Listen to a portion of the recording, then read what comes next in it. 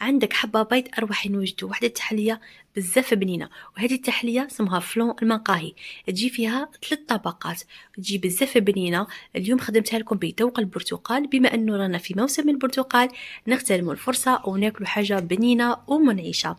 وهذه الوصفة خدمتها كذلك بمربى البرتقال اللي خدمتها معكم من قبل، فما تخلوش الوصفة تفوتكم لأنه بزاف بنينة. وبقاو معايا شاهدوا الفيديو، ضغطونا على زر لايك، ربي يحفظكم، اشتركوا في القناة وبارطاجوا باش تعمل الفائدة على الجميع. بسم الله نبداو الوصفة وطريقة التحضير. نجيبوا حبة بيض نحطوها في الإناء،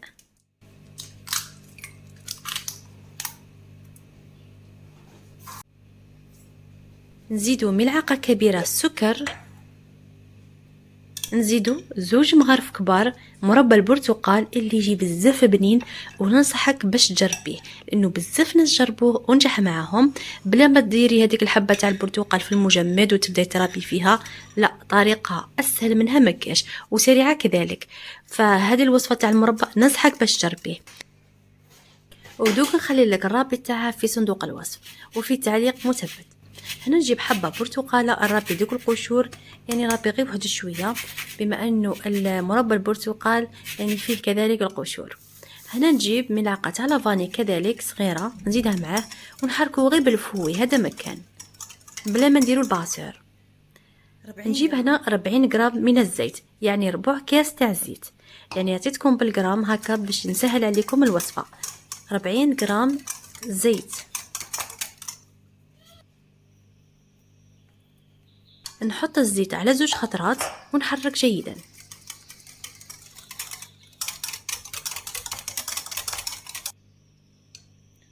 نجيب كذلك 40 غرام من الحليب، يعني ربع كاس حليب.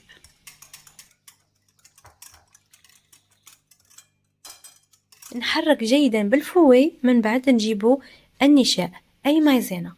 المايزينا هنايا درت 20 غرام، يعني ملعقة كبيرة تكون معمرة مليح. نغربلها عاد نحطها في الخليط.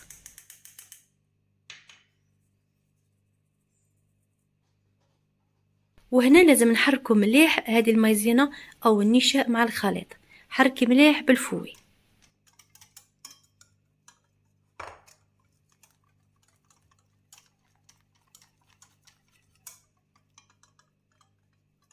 نزيد على الخليط الفارينة 70 غرام، 70 غرام فارينة أي طحين، يعني كاس ناقص إصبعين. نغربلها كذلك.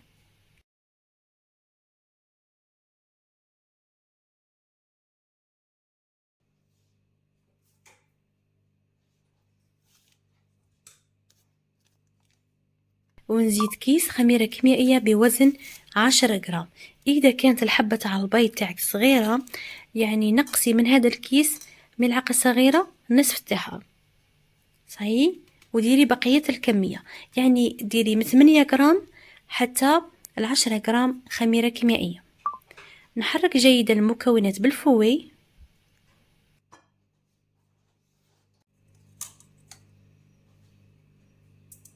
ولكن قبلها نزيدو قرصة تاع الملح،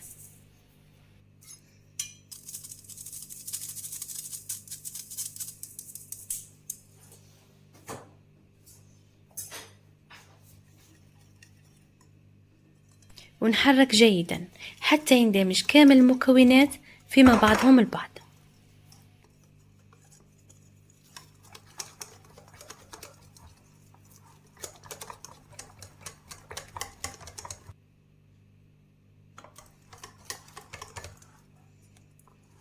وهنا بعد ما خلطته مليح نجيب المول الاسطوري. هذا المول كما راك تشوفوا دهنته بالمارغرين وزدت رشيته بالفارينة. نجيب المسطرة ونعبر لكم العرض 10 سنتيم والطول 36 سنتيم، كاين اللي فيه 35 سنتيم وغير كيف. نحط هذا الخليط ونستفه، يعني نمشيه كامل على البلا بهذه الطريقة. نحاول نديره يعني نيفو، ماشي جهة طالعة وجهة هابطة، ونخبط مليح على طاولة العمل باش نخرج منها هذاك الهواء. بالنسبة لطريقة الطهي ما تشعليش على الفرن مسبقا، لازم الفرن يكون دافي ما يكونش ساخن، يعني شعلي ليها 5 دقائق قبل ما تدخليها. خليها طيب من التحت، غادي تتحمر وحدها من الفوق بلا ما تشعلي عليها من الفوق. 15 دقيقه كحد اقصى، طيب بسرعه قابليها. صاي خرجيها، صاي تاكدي انه طابت، حطيها جانبا تبرد وروحوا نوجدوا طبقه ثانيه واللي فيها 2 كيسان ونص تاع الحليب.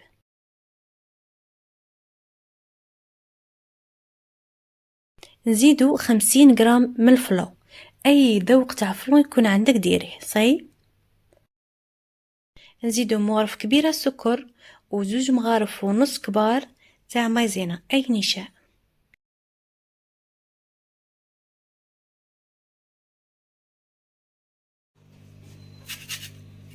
نزيد نربي واحد شويه تاع قشور البرتقال باش تعطيها واحد البنه ما شاء الله عليها. نحطهم على النار مع مواصله التحريك، النار تكون متوسطه حتى نشوفوا الخليط تاعنا بدا يتقال، ماشي حتى يتقال، كي شغل تحسيه بدا يتقال وخريه على النار، حركيه واحد شويه. دوك نوري لكم كيفاش يولي القوام تاعه. لاحظي معايا نحركها غير واحد شويه ونحطها مباشره فوق الطبقه الاولى.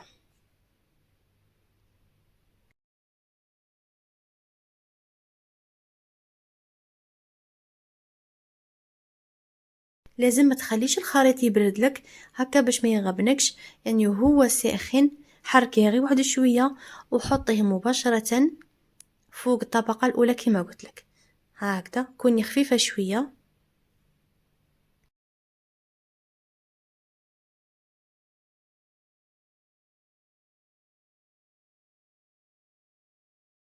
نمشيه كامل في المول وهو ساخن ونخليه يبرد. نحط التحلية في الثلاجة وروح نوجد الطبقة الأخيرة واللي فيها ملعقة كبيرة مايزينا أي نشاء، ما تكونش معمرة بزاف يعني ما تكونش مقبى. نزيدو عليها كاس عصير البرتقال، عصرت هذيك الحبة تاع البرتقال وزدت حبة واحدة أخرى لخاطر ما قدتنيش. شوفوا عمرت لي هذاك الكاس، زدت عليها مغرف تاع السكر. نحرك المكونات جيدا جدا لخاطر تعرفوا المايزينا باش ما ديناش هذوك الحبيبات. نحطوها على النار، نار تكون متوسطه. خليها مع التحريك المستمر، كي تشوفيها بدات تتقال وخريها على النار. لاحظي معايا هكذا، ويعني ما طوليش عليها في التحرك دروك. كي تخرجيها يعني تبعديها على النار، خليها غير واحد شويه، حركيها وهي ساخنه، حطيها فوق هذاك الفرن اللي يكون بارد.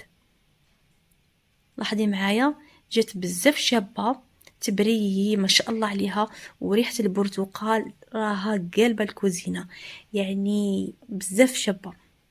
هنا غادي نخليها تبرد، نحطها في الثلاجه ودوك من بعد كي تبرد نقسمها معكم ونوريها لكم.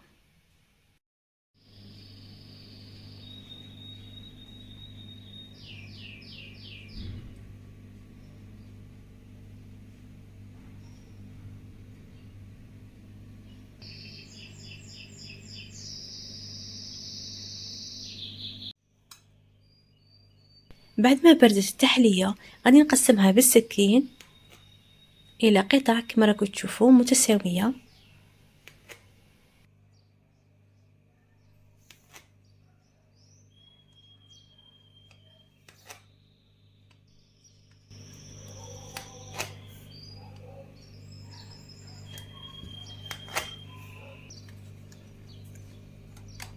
نرفدها ونحطها لكم في الصحن باش تشوفوها وتشوفوا هذوك الطبقات ما شاء الله عليهم.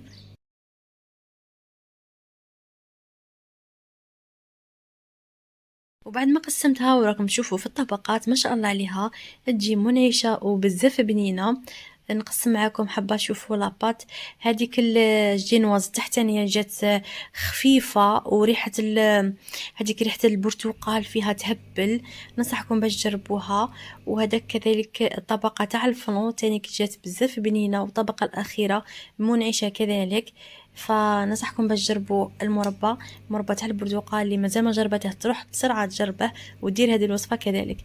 بالنسبه للفلون المقاهي بحجم عائلي يكون كبير راني دايره شحال من واحد دايرتها من بالجينواز تاع الميكسو تاع المحلات، تجي بزاف شابه وبحجم عائلي كذلك. دونك خليكم روابط تاعها في صندوق الوصف. بصحتكم، السلام عليكم.